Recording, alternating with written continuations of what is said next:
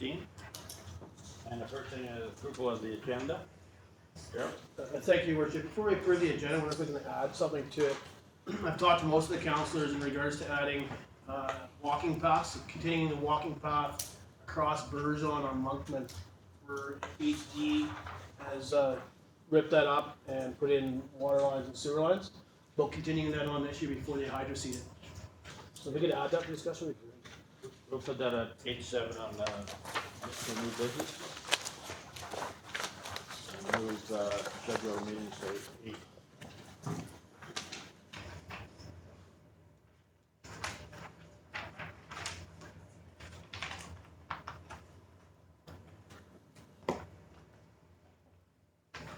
Approval of the agenda as amended.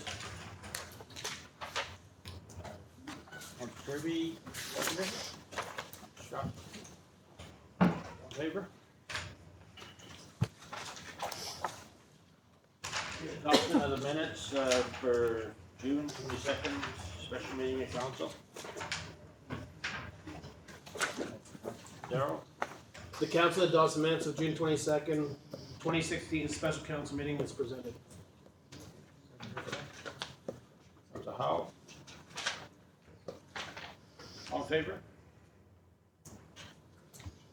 Okay, 3.2, the council meeting of, the regular council meeting for July 4th, 2016. Okay, Recommend the council adopt the minutes of the July 4th, 2016 regular council meeting as presented. all in favor? And 3.3, special council meeting for July 2nd, 26th, 2016. Kirby? I recommend the council adopt the minutes of the July 26, 2016 special council meeting as presented. Seconder? Aye. All in favor? Any business arising from those minutes? Sarah? Thank you, Your Worship. Just on July 4th, at 7.3 in regards to the animal responsibility bylaw, I excuse myself. It's not good there. I excuse myself with a conflict. Yes. Thank you. We'll make note of that and make that correction. Anything else? Seeing none, we'll go to the meeting action summary sheet, page 25.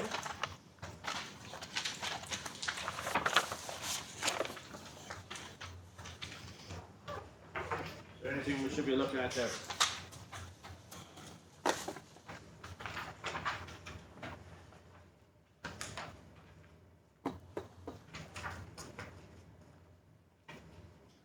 Mr. Wall. Just on the garden club or on the Hartford Gardens, Pattern Energy has indicated to me that they may be willing to take on the maintenance of that flower bed.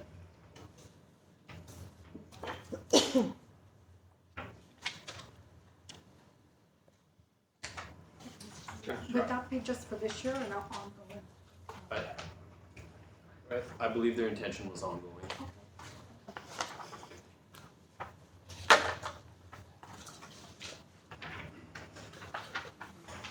Okay. Just petitions and delegations. That's that one for that one there. First one? Okay. Got the first one, the Thunder Ridge Old Timers Hockey Group. Keith, are you addressing that? Yes. Just come up to the delegation table. You can turn that mic on too.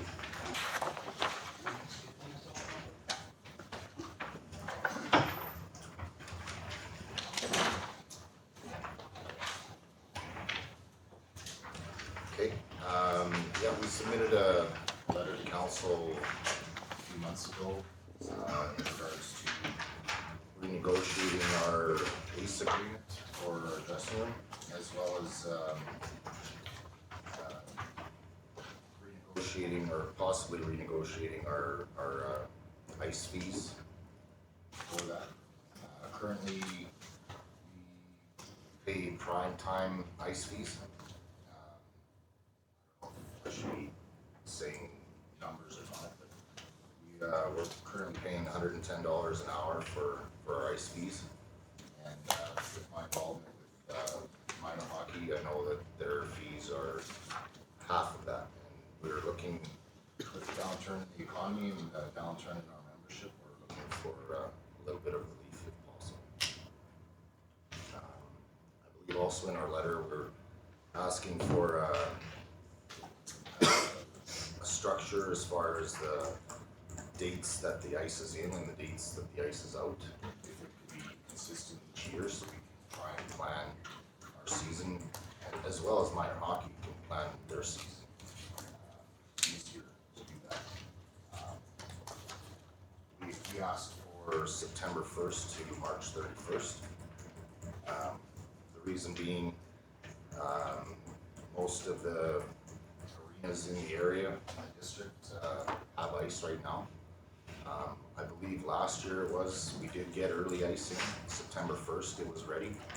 And it benefits the kids enormously to be able to get on the ice sooner rather than later.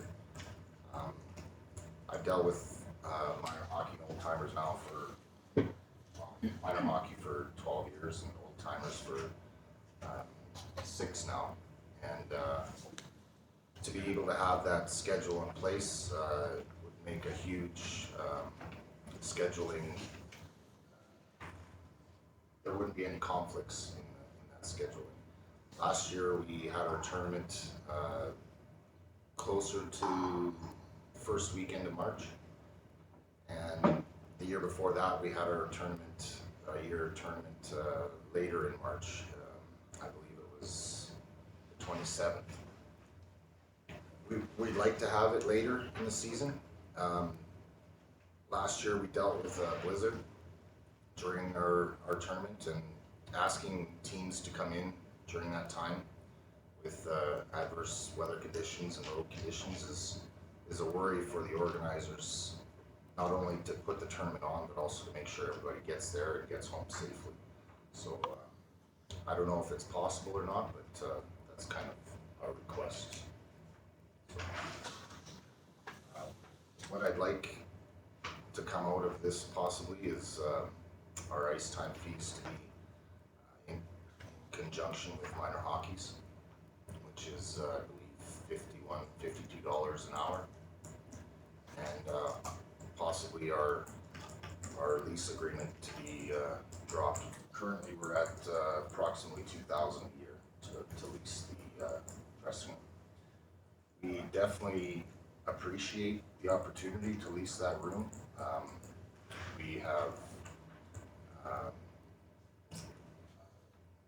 made it our own basically. We built stalls in there, we take care of it ourselves as far as cleaning goes.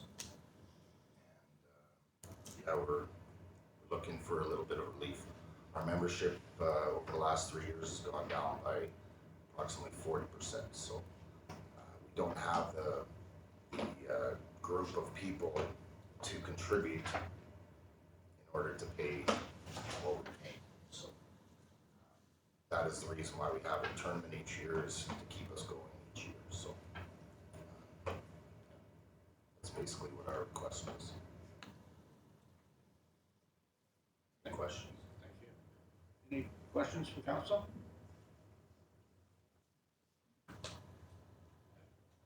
Okay. Right, Keith, you're the tournament you have at the end of the year, is that the only tournament during the year, or is it, and how many teams come to that? Last year we had 8. Yeah, looked pretty successful. Including ours. We have, with the ice time available, we have an opportunity to bring in a total of 10 teams. And the $2,000 per year, is that just for the room itself? Correct. Yeah, okay, thanks. Could you come up with a firm date for that tournament? Well, we'd like to. I mean, I would like to see it at the end of March, but I mean, there is conflict there. It is spring break. There is differing opinions on keeping the ice in during spring break. I know the year before last, when it was kept in, it did get used. It was very difficult to find or to book the ice because it was council voted to not charge for that time for the ice, and it got well used. there was lots of kids on the ice during that time. And having the ice in earlier, I mean, I know there's lots of costs involved in that, but the benefits, in my opinion, outweigh the cost. Really. I don't see how any town can make money on an arena. So to have the opportunity to collect revenue earlier makes sense to me, and it's a benefit to the entire town to have the ice in there. Scott. Has minor hockey or the old timers club putting on some kind of, like if it were to go in, say September 1st, like a hockey school or power skating, like would we be able to facilitate something like that? Absolutely, we have a power skating camp every year.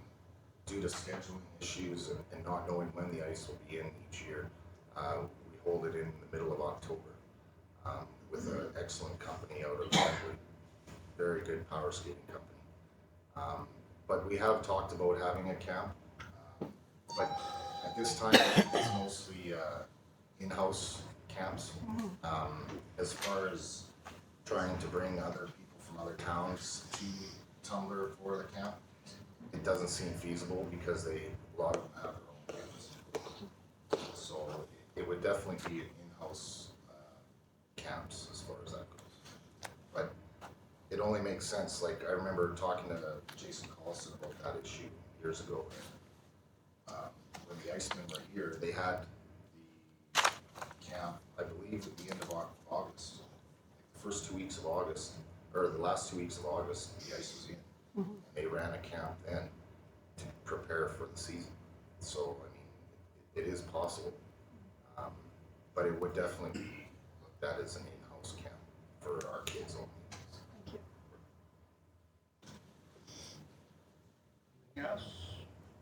Okay, well, thank you very much. We don't make any decisions here, but we will talk about it and see what we can do. Just quick question, does everybody have a copy of that letter I sent, or? There was quite a bit of information on our contributions to the town and donations and things like that. So. If I may, Your Worship, I know we all received it, and it's actually on our action summary sheet as well, coming from them in. They're looking at having in early October something back to us. So we are waiting for some of that report to come back. And we currently, our lease is currently up at the moment. I believe it came up September 1st. So that's kind of sticking point right now. I don't want to sign for the original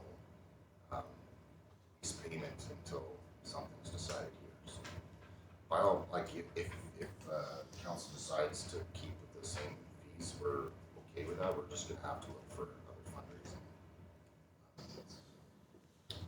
Okay. Mr. Wall. Yeah, thank you, Your Worship. We'll have in front of council the lease agreement on the next meeting on the 19th, and then we'll have the fees and charges bylaw, which will have the ice fees on the first meeting of October. Thank you. Thank you very much.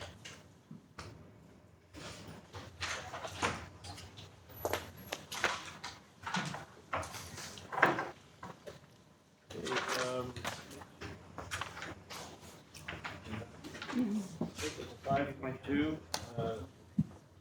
United Way, proclamation for the United Way month. Is there somebody here to speak to that? You're welcome.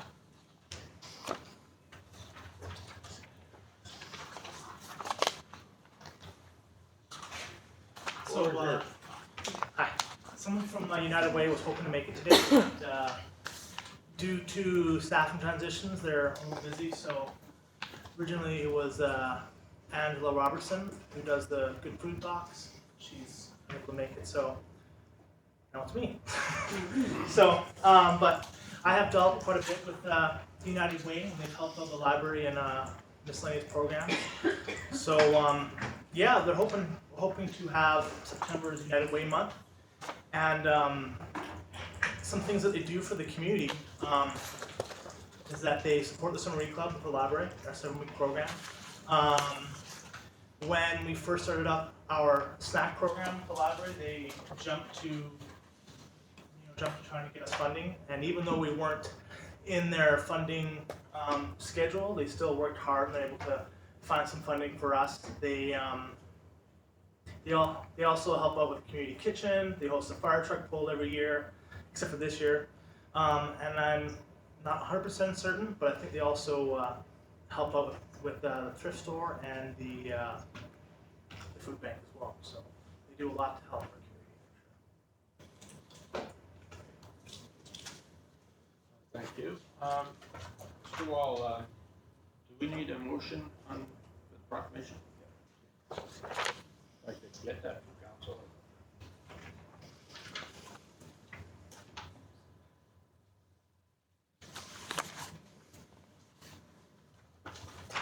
Councilor McCatt? To make a motion that council grant September the 2016 as United Way Month in the district of Tumbler Ridge. Seconder, Darrell. Any discussion on that? All in favor?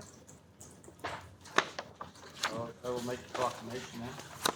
And, whereas the United Way contributes to the health, safety, and well-being of northern BC communities by investing in programs and services that ensure people who are struggling get back on their feet, people get healthy and stay healthy physically and mentally, kids get education and opportunities they deserve.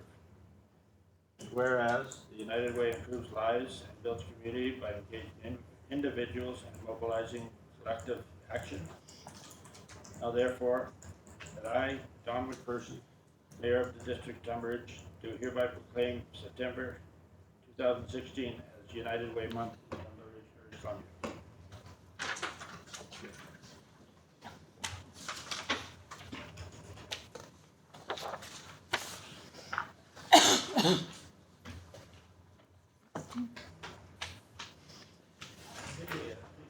The curling club.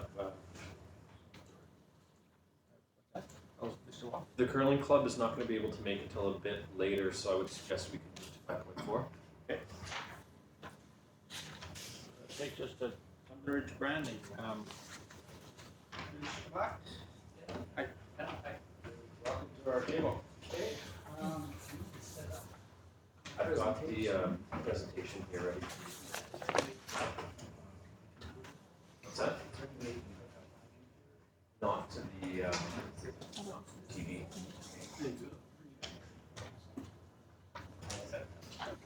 Yeah. That.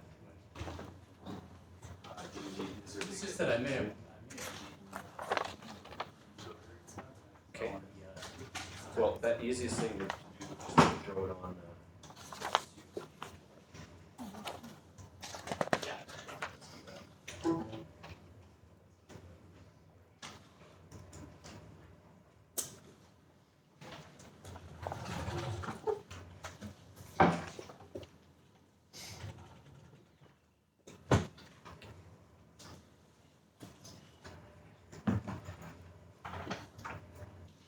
So you might be able to get started just with this, and then I'll work on that. Ready? Yeah, sure. Okay. That'll be fine. Okay. You can grab a chair right there. Yeah.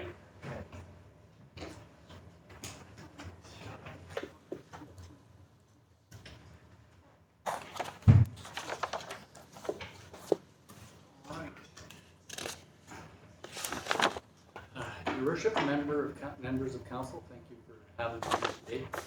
My name is Vince Scott, and I'm the creative director for Design in Prince George. I'm here tonight to review the proposed tourism marketing logo and supporting brand material for the Tumbler Ridge Global Geopark. So we're seeking council approval on the new logo so that we can move forward into finalizing the final files and the identity guidelines manual. I'll start by reviewing the process that got us to this point. Yeah, just scroll down.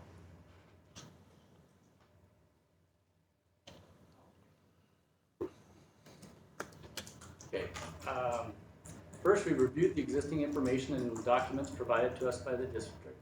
This included the Destination Visitors Experience Assessment, Tumbler Ridge Global Geopark Marketing Plan, the Tumbler Ridge Sustainability Plan, the District of Tumbler Ridge Strategic Plan, UNESCO designation literature, CTF Tumbler Ridge Community Tourism Plan, and the Destination BC Supernatural BC Brand Manual.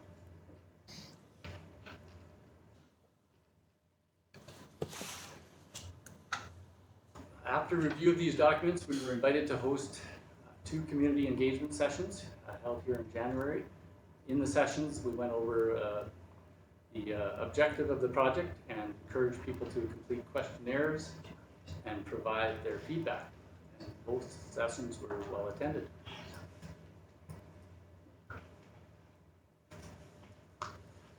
We took all the information gathered and used it in the creating the situation analysis report.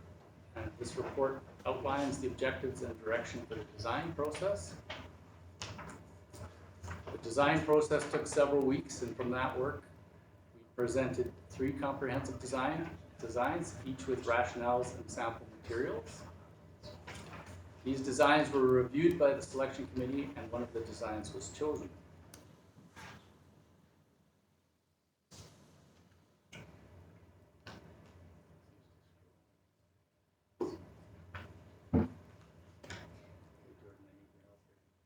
I think it's because we removed the USB. I can't figure out I don't know how to use an Apple, so I don't how to get it onto the USB. Sorry.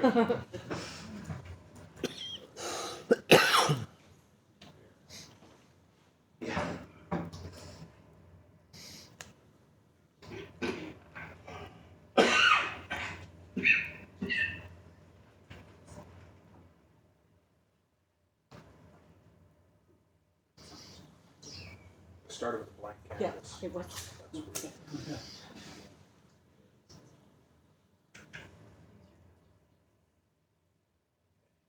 got it?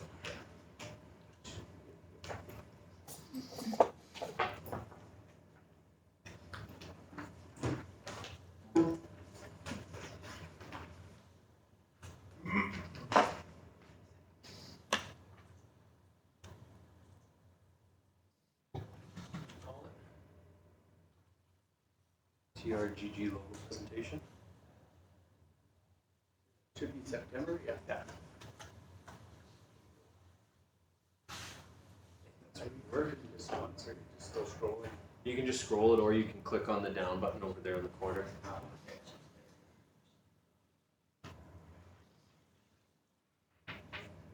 Okay.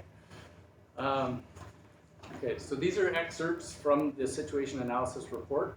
To not utilize and build on the dinosaur effect as the main draw would be missing a chance to truly set Tumbler Ridge apart from the other.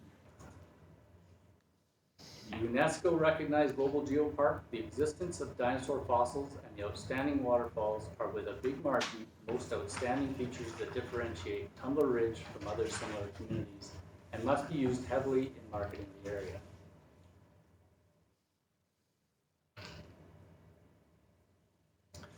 What is a brand? It's more than a logo.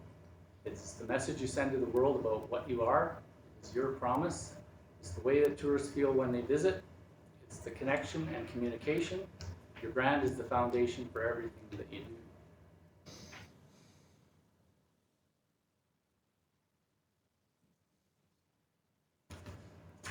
Brand is made up of many parts. We're working now on creating the logo and identity elements for the brand.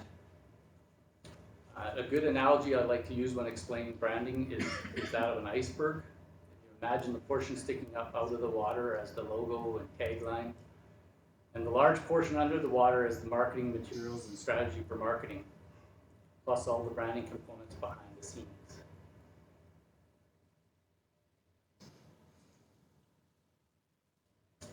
This new logo has been designed with the purpose of attracting visitors and used for tourism marketing initiatives.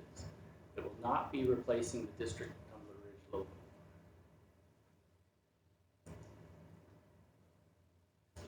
This mood board shows some of the imagery and inspiration that was used in the creation of this particular logo.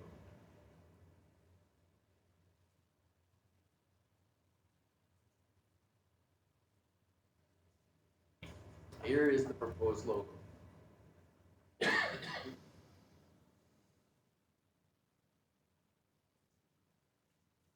This logo is strong and direct, with fossilized skull of a tyrannosaur still buried within the earth of the Tumbler Ridge Global Geopark, awaiting its discovery.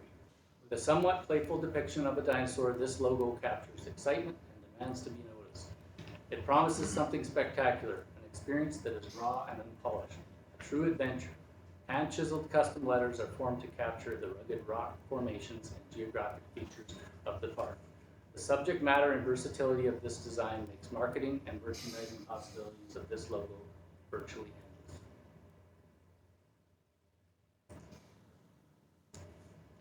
These are the positive versions of the logo for use on light-colored or white backgrounds. The primary logo is the horizontal, this one here, the horizontal format.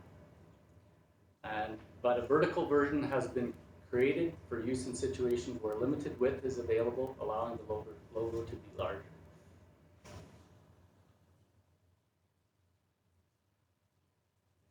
Here's the logo in its reverse versions for use on dark backgrounds.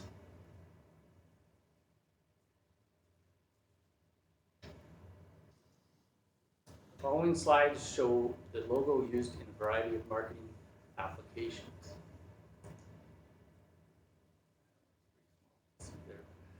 The rugged rock pattern from the logo has been expanded into a brand element that allows for the display of multiple images. The jagged edges emphasize the natural terrain and help to depict the region as real wilderness ready for adventure.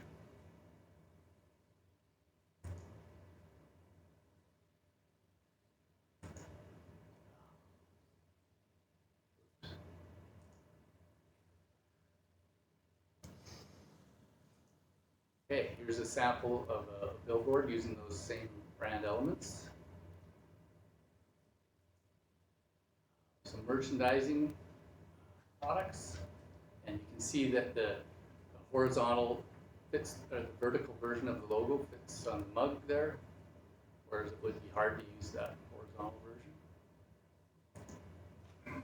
Some sample stationery, letterhead, business cards,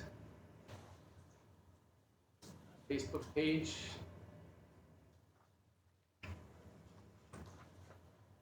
vehicle graphics, street banners. Here we've got a sample highway directional sign, trade show pull-up banners, some trail signs. The brand is meant to work as an umbrella brand representing the entire Tumbler Ridge Global Geopark and everything within it, but it's easy to use it to support and connect with specific businesses and attractions within the geopark. So this is a sample of it working with another organization's logo.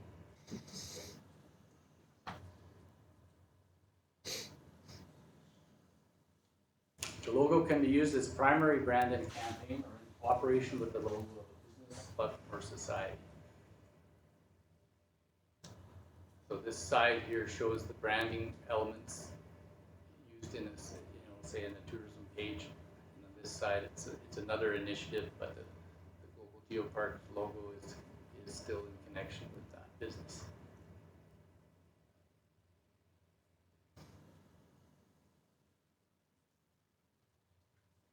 Even though the logo has a strong dinosaur presence, the use of quality images of other subject matter will allow for effective marketing of other attractions and events. Thank you. Thank you. Yes, any questions from council? Scott? When the clubs and organizations or businesses are wanting to use the logo, is there a cost to them? No. No? They would have to go through, but the likely situation is that they would go through a gatekeeper or somebody in the community that would look after the logo, and they would be provided with the proper files that they would need for use. Okay. Yeah. The slogan I've seen there a couple times, BC's dirty little secret, is that just for showing something, or is that something that's? I believe that it's something that's being tossed around, but it's nothing's been chosen as far as a tagline at this point.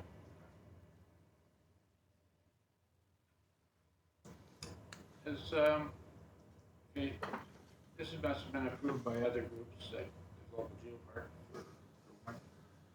Is that right? From what I understand, yes, probably defer to Jordan on that.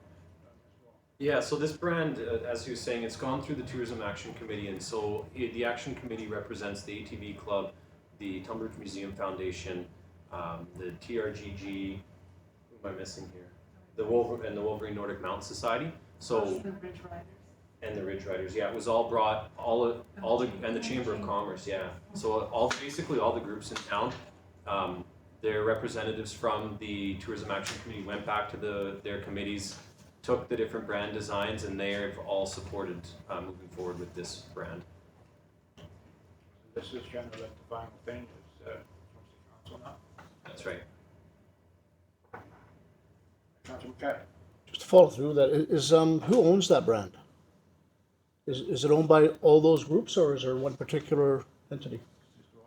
This would be shared with the Tumbleridge Global Geopark and the District of Tumbleridge. So one of those things that this does, and we're getting into the report here, is that the tourism situation analysis that council asked us to do last year came back and really identified a weakness in Tumbleridge's tourism offerings, and that was brand confusion. When people came to Tumbleridge, they couldn't figure out, why is there 6 logos on everything around here? You know, what's the difference between the TRMF and the WNMS, and why, you know, all these things are coming together, and where does the Global Geopark fit into this?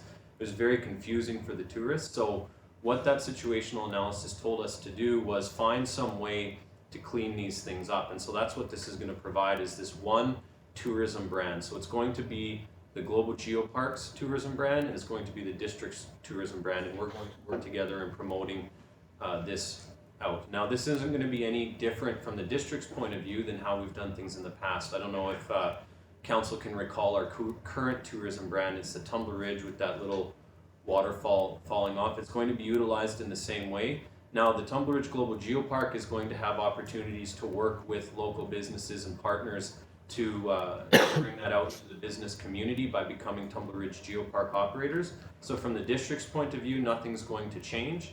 And from the Geopark's point of view, they're going to start using this to get Geopark operators licenses and buy-in into the community. So the district's going to benefit from the dual marketing, and that's one of the things this really takes care of. We're not going to be doubling the efforts of all the community groups where we're each advertising our individual sections. Anytime the ATV Club goes out and advertises, it's going to be part of the Geopark. The Geopark is going to be part of the Geopark. The district's going to be part of the Geopark. We're going to all be working together for probably the first time in Tumbleridge's history. So it provides a lot of value in that synergy. Councilor Kirby.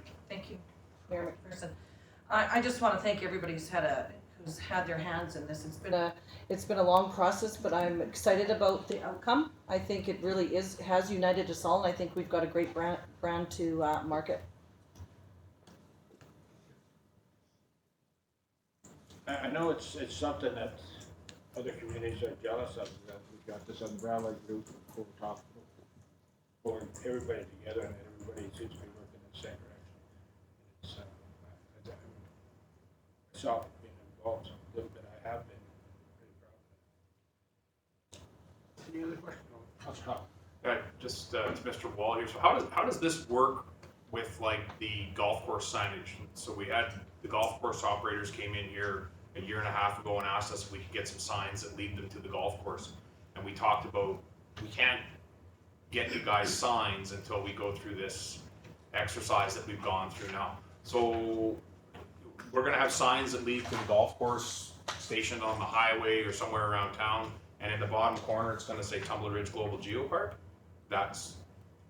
Is that what we've been waiting for, to get signs to the golf course? So the signage to the directional signage, if you're talking about promotional signage, that's going to be, yeah, you'll have the you know, the logos down in the corner. But when you're talking about directional signage about how to get to these places, this is what we're looking at. Now these are signs that are obviously for when you're walking down the path, you can see it, but the street signs are going to have a very different look. One of the things that, again, coming out of the situational analysis, is that Tumbleridge doesn't look like a professional tourism community. When you come in here, we've got directional signage and it's different colors, there's different lettering, it's very confusing and it's hard to get around. What we're gonna come out of this with is a design on directional signage, so when you look at it, you know that this is a directional sign. Same when you go into Jasper or Banff or any national park, you go in there and you know this is a sign connected with the park. That's what we're gonna have in Tumble Bridge, so that's what we were waiting for.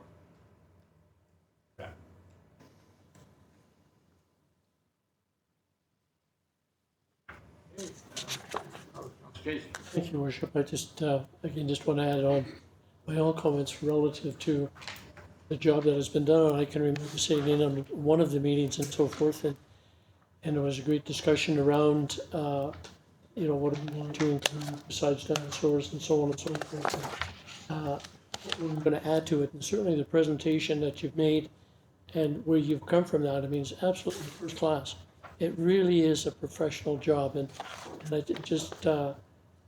it's exciting to see, and I just can't believe that it won't have a tremendous impact once it's all done, set up, and the rest of it. So just a job well done, and congratulations. It's really a professional job.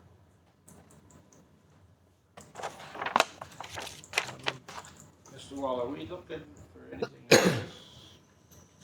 At this point, there's nothing, but we have a report later on to deal with this issue. Any other questions? Being done, well, thank you very much for your presentation, and it does look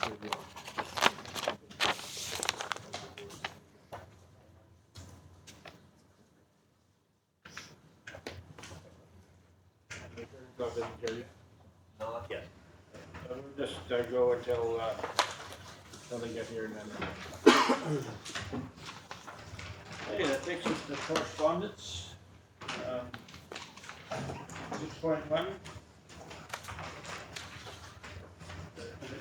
Terrace Construction Limited, for information or discussion? Something like that. To recommend the council receive this correspondence for information. I was wondering if we could move it to discussion. Okay. You bet, yeah. You have a problem with that? Not at all. Okay, so I'd like to go second that. Yep. Oh, All in favor? Go ahead. I was just wondering how close we are to having our itineraries for DCM. We've been receiving invites to receptions and stuff like that, and I would like to know what our timelines are. So if we get that itinerary, then we can go ahead and make these reservations. We're waiting to hear back from the province on when the meetings with the ministers are gonna be, so we don't have any idea until the province gets back to us. I mean, that's generally what we build the itinerary around, is the meeting with the ministers, so until the province gets back to us, we're kind of just waiting. Okay. So what happens if we go forward and book some of these and there's a time conflict? Will we just cancel one of these? Is that not a big deal? Most of these things are after the meeting's over. So I don't think there'll be a conflict with these and the commission as well. Perhaps council might want to discuss the minister meeting protocol and what you want to do in those minister meetings at the PNP next week. I know that there's different ways to do these, and there's some ways that people feel are more effective. For example, not bringing every councillor to every minister meeting is one way to go to, because you only have 15 minutes, and by the time you get through introductions, we can bring every councillor to every meeting. You guys can split it up and somebody takes different ones. So if council would like, we can talk about that at the PNP, and that might take pressure off, where if you committed to another meeting, it's fine because another councillor will cover that minister meeting. Okay. I think some amount of time should be allotted to that at the PNP. Because that's our last meeting before UBCM. Anything else on that? Okay. Take us to 6.2, small talk forum.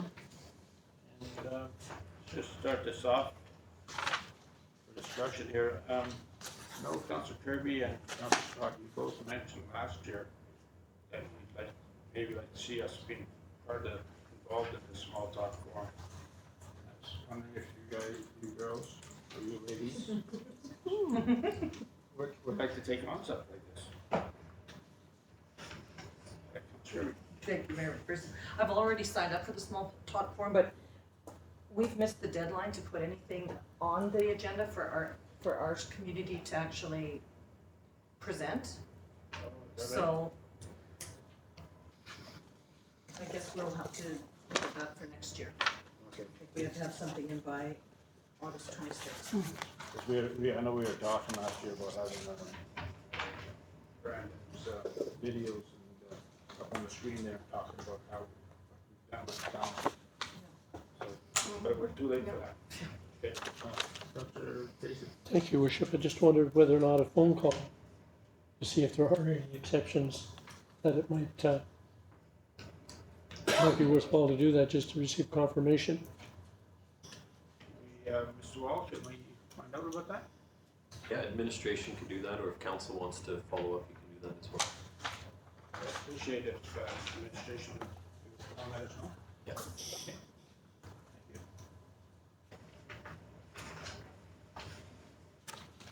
Thank you. Okay, 6.3, Canadian Cancer Society. Information and discussion. Councilor Move for information? seconder for that? Councilor Connor, all in favor?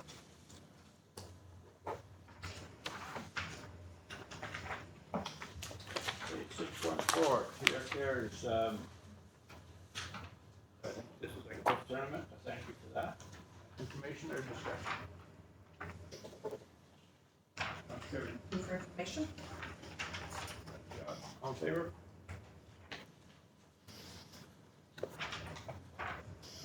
Okay, Trans Mountain Pipeline Project, that's the city, that's from the city of Victoria.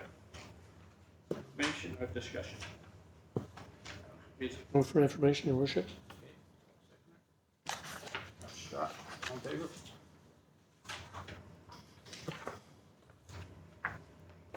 Okay, it takes us to bylaws. 7.1, bylaw number 633, 2016, animal responsibility. Final readings. Excuse me, I need to excuse myself because I have a conflict. Okay. I already have one.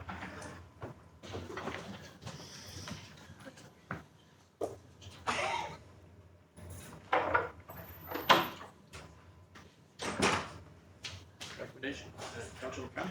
I recommend that the District of Tumble Ridge Animal Responsibility Bylaw number 633, 2016 be adopted. Seconder. Kirby? Discussion on that. Okay, all in favor?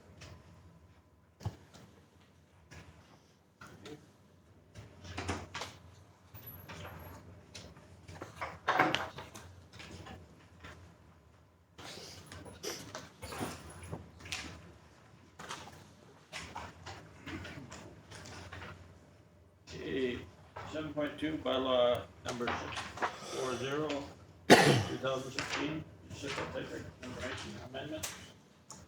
Recommendation, Councilor Scott. That the District of Tumble Ridge Municipal Ticket Information Bylaw number 640, 2016 be adopted. Seconder, Councilor Kirby. Any discussion?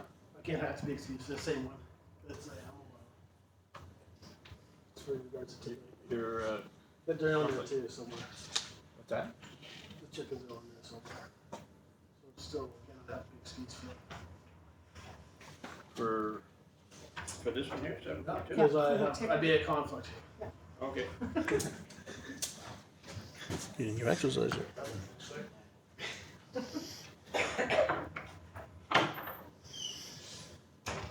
No discussion?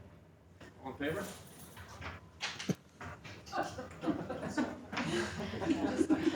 Daryl, where's Daryl? Thank you, Yeah. Mr. Bill.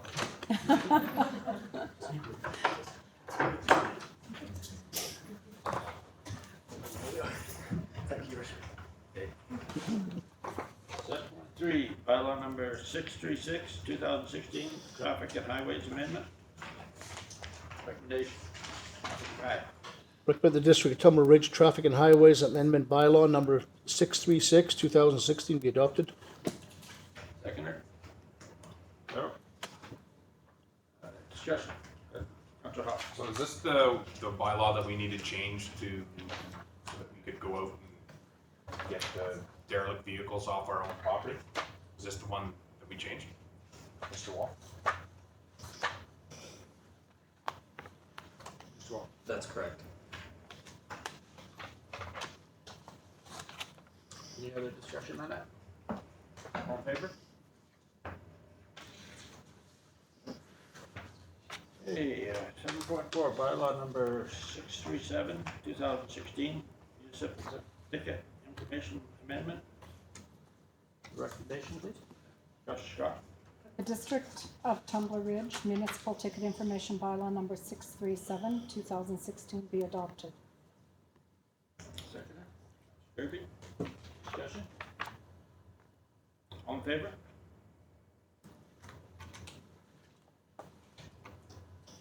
Okay, 7.5, bylaw number 641, 2016 zoning amendment. Recommendation, please. Councilor Guy. Recommend District of Tumble Ridge zoning amendment bylaw number 641, 2016 be adopted. Seconder. Carol. Discussion on it? All in favor?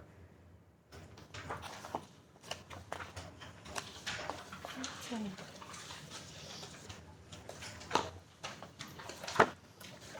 I'd like to thank staff for bylaws that put a lot of work into them. And so we finally got a bunch of them done. Thanks.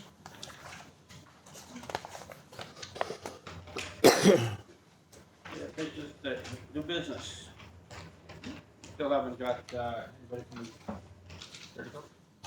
Yeah, they're not gonna be here till just after 6. They walk in, let me know what they're Yep. 8.1. Summer children's programming. I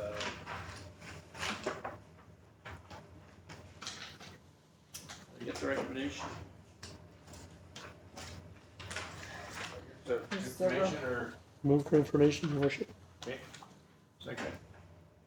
Kirby? All in favor?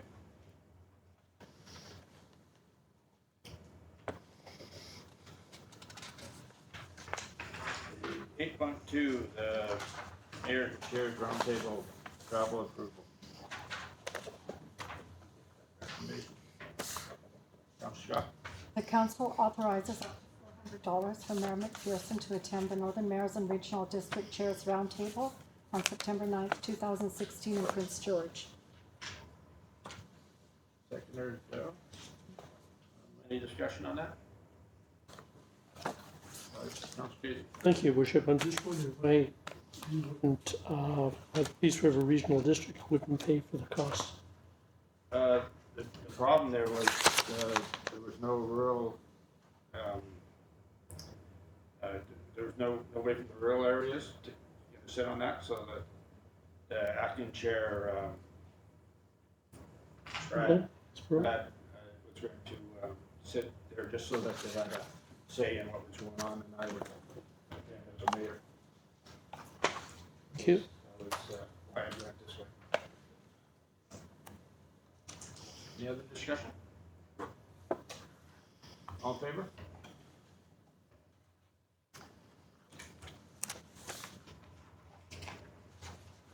Uh, 8.3, Umber Ridge Urban Design and Signage Guidelines. Recommendation on that? Councilor Guy.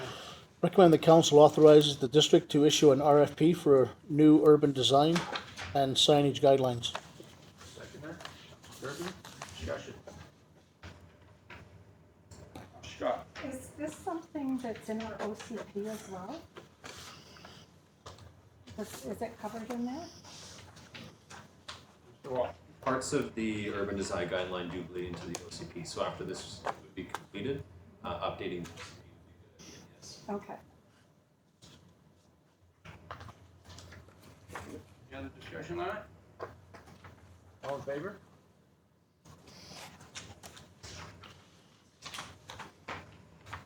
The 8.4, Umber Tree Band, recommendation. Councilor Kirby.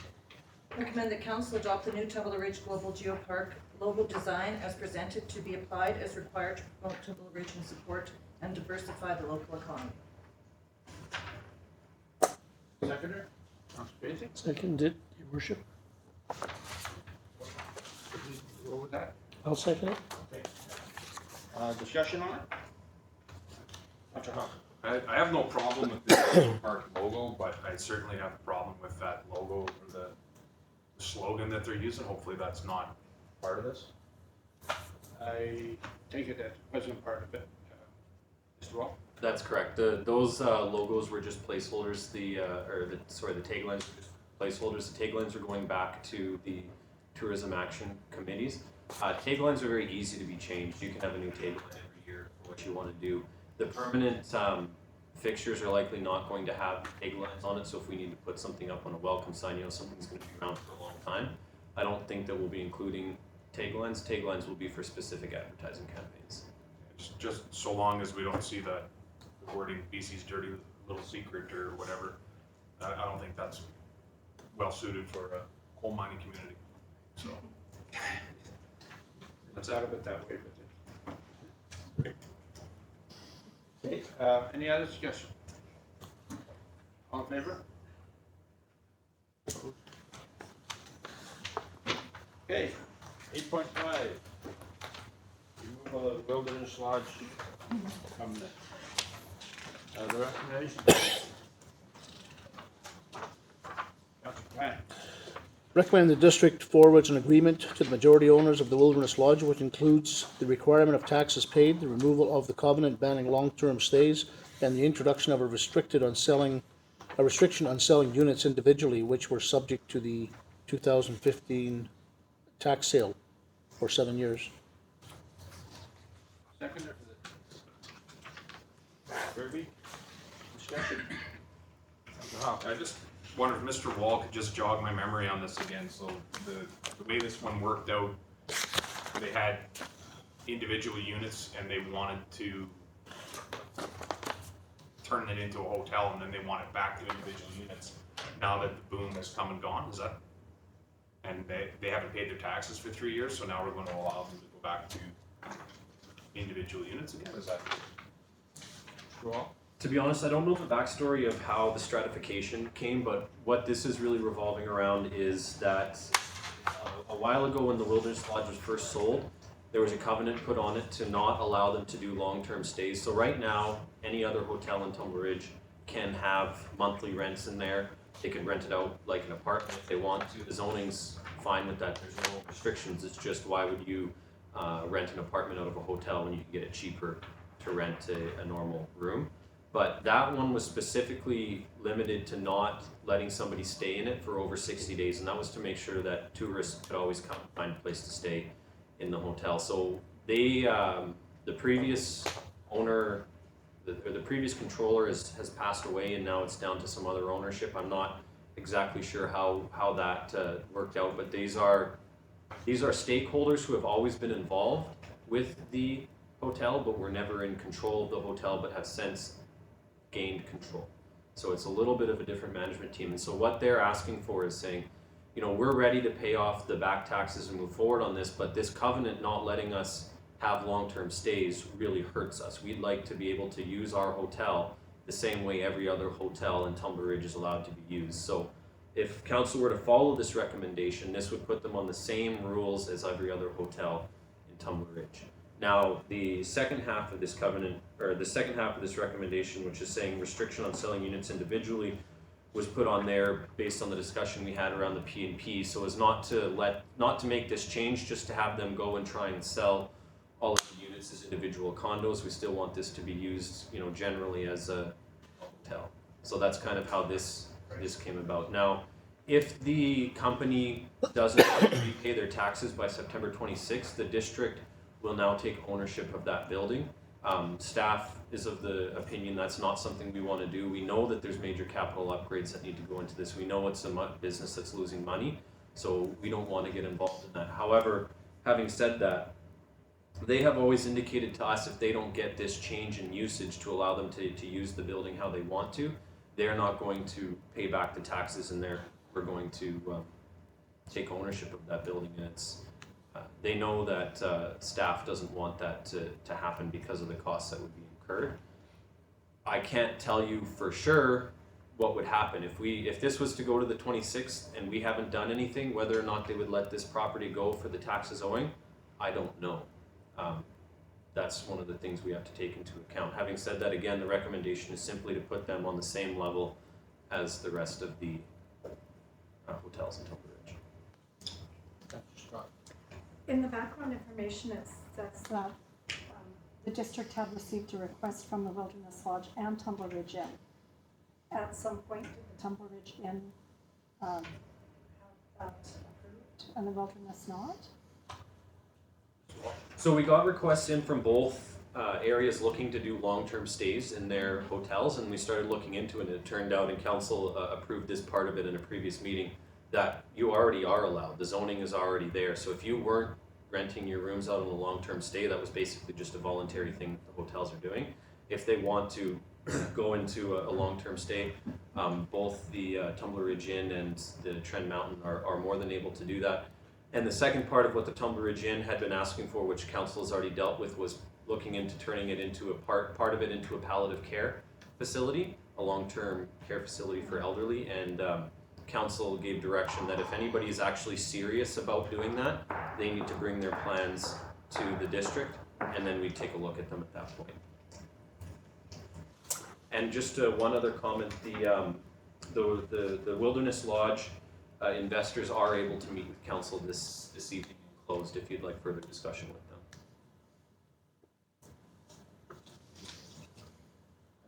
them. Thank you. Mr. Wall, just on there, it says only on selling individual units were subject to 2015 tax sale for 7 years. So after 7 years, they can sell them independently, individuals? That would be correct, yes. So is there a reason why it's only 7 years? Yeah, that was something that staff put on after discussions with them. They were wanting a 2-year. I would say that getting into indefinite covenants is generally a bad idea. But this would ensure, and the reason it was 7 years, this would ensure that there's at least 2 rounds of tax payments that have to be made. So they have to, in order for this to go through, they're going to have to make a significant investment into the community. They're not just going to be able to go through, pay these taxes and sell them. They're going to have to get through at least 2 cycles of tax payments before the individual units would open up.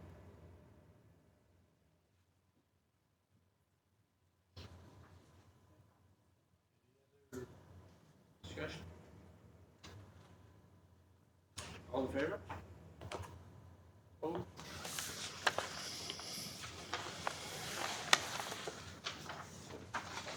Okay, 26, strategic plan.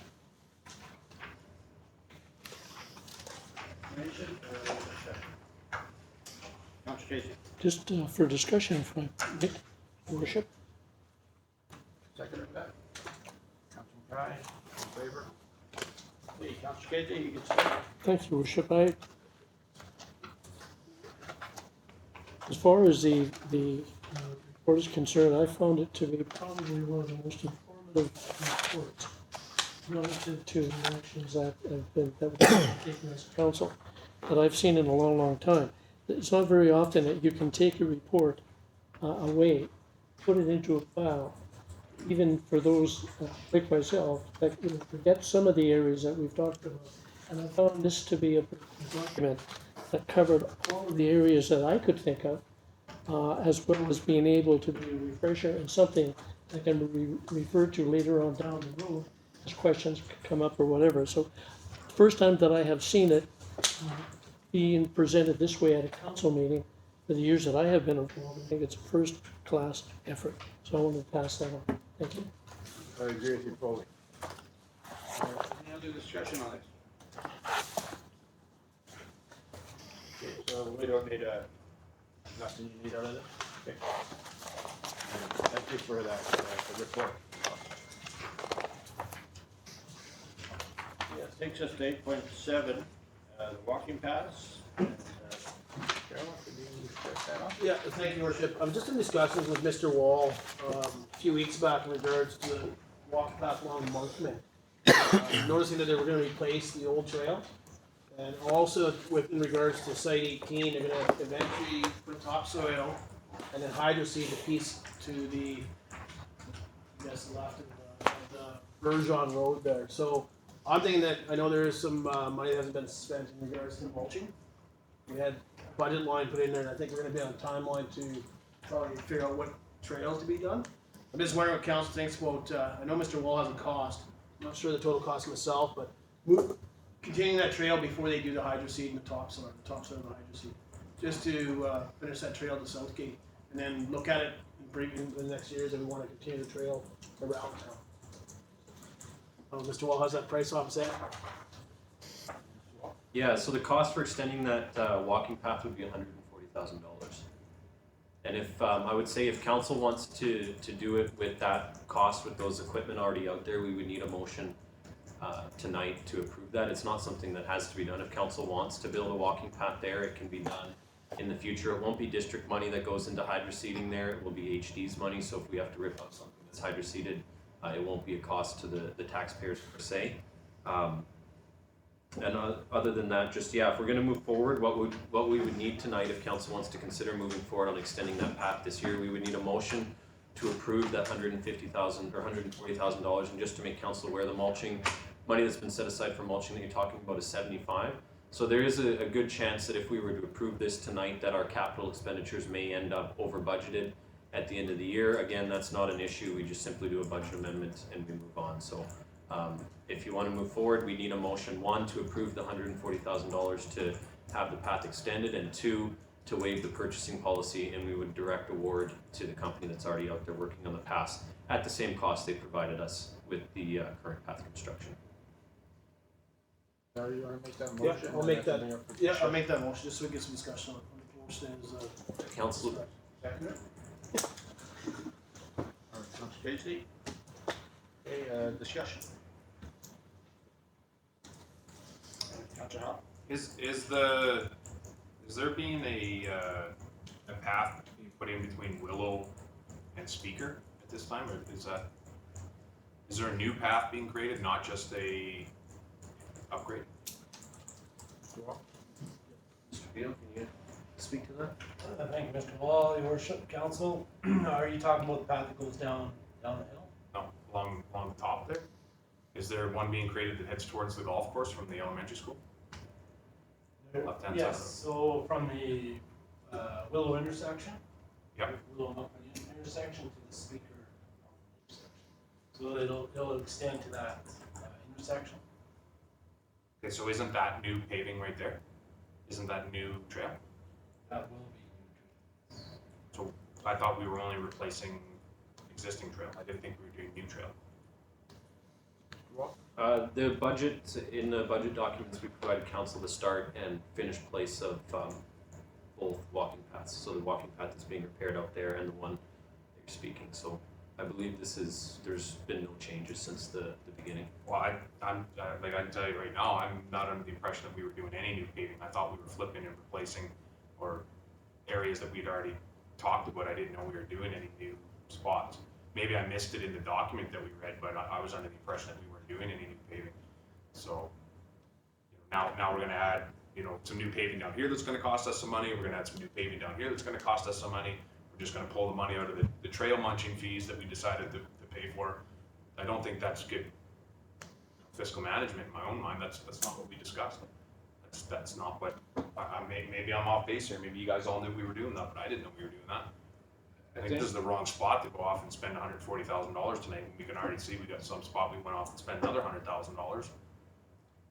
I think the trail from Willow to towards the golf course there was budgeted for, right? Was in our budget. This isn't. That's the difference here. Pardon? This new piece isn't. That's right. What Councillor Koko's motion here is for a new unbudgeted project. That's correct. Just to add some to the discussion is all I'm saying, like to add some flavor to it. Like I didn't realize that portion was in it. I thought that we had talked about fixing up what we had before we started anything new. Because if we were gonna go into new areas, I could think of some better areas to pave that doesn't lead to an area where absolutely nobody lives. That's a dumb spot to put asphalt in my mind, but.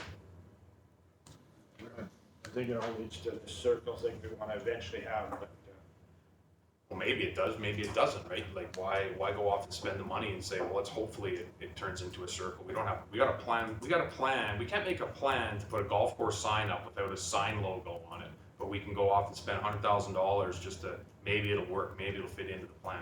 To me, it's, I don't know, silly, should have been brought up, should not be paving new stuff that we haven't talked about. but it was brought up when we did our budget, so I don't remember that portion though, I thought it was a replacement, it might have been on the meeting. maybe. Okay, any other discussion on this? Councilman Kai. Just, is the cost associated with this in line with everything else we've had done? That's, Well, any, yes on that? Yeah, this is, you know, per whatever length you wanna use, this is in line with what, the tender came in at. So the cost would have been, to go with this one, because we'd have to use the company that's down there, we'll be asking you to waive the purchasing policy, but the cost per foot or per meter, or however you wanna look at it, was developed through the competitive and public tender that went out to award this original construction in the first place. I just follow up on that. So the cost that we're actually eliminating is the cost for relocating all that equipment into town. It's here now. So if we've got the ability to get that done, which really does, if you look at it on the mapping, it really could be putting it towards a circuit around town. That, we're saving money and we'll get it done ahead of schedule. It does mean that we will have to amend our budget. That's the only differences, right? Yeah, there's no issue with what you said, other than, whether or not this is in council's, vision. As Councillor Howell said, this wasn't in council's vision during the budgeting process. Is this council's long-term vision? I'm not aware if it is or not. That's for you guys to decide tonight. Wouldn't it be better money spent to spend asphalt out to the Monkman RV park? We want to get all these tourists to come to town on their golf carts or pedal bikes or whatever. Wouldn't it be better money spent that way rather than going off down in where again nobody lives? Where there's nobody on either side of the road where you can walk on that road fine. Like there's no houses down there. There's nothing. Like don't quite get that, but I won't be voting in favor of it. Any other discussion? Yeah, call the question, all in favor?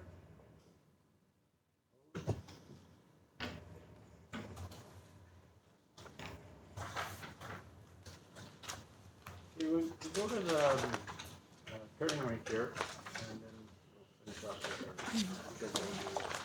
our. You're welcome up to the table. Good evening.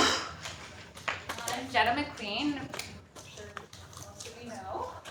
I wrote a letter representing the curling club. I don't know if you guys have already read it. Did you want me to read it out to you? I've read it, I think we've read it, so. Okay, perfect. So, basically what we're asking is to have our curling, lease cut down to half, which is around $9,000, and to waive our previous, curling lease money that we owe the district, $9,000 as well. And this will help us continue with the curling as well as maybe try to position ourselves better so next year we can go with the full lease.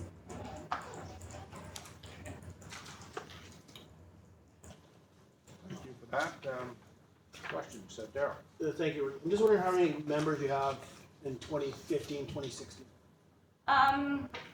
2015, 2016, we only were able to get the ladies league organized, which probably was 6 teams of 4 people each.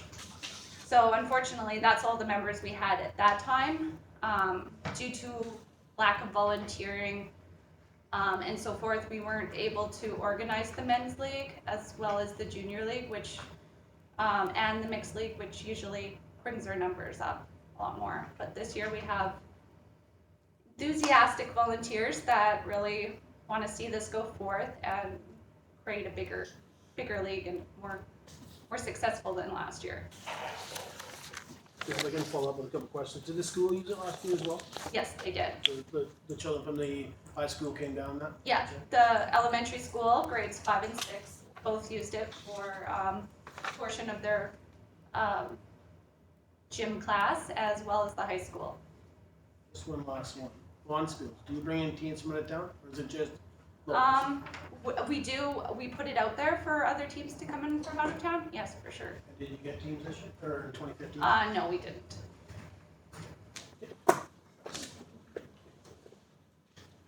Anybody else? Why is the lease on the curling rink so high? Is like what do they lease there? Do they lease that area upstairs as well? Is that part of the lease? Yeah.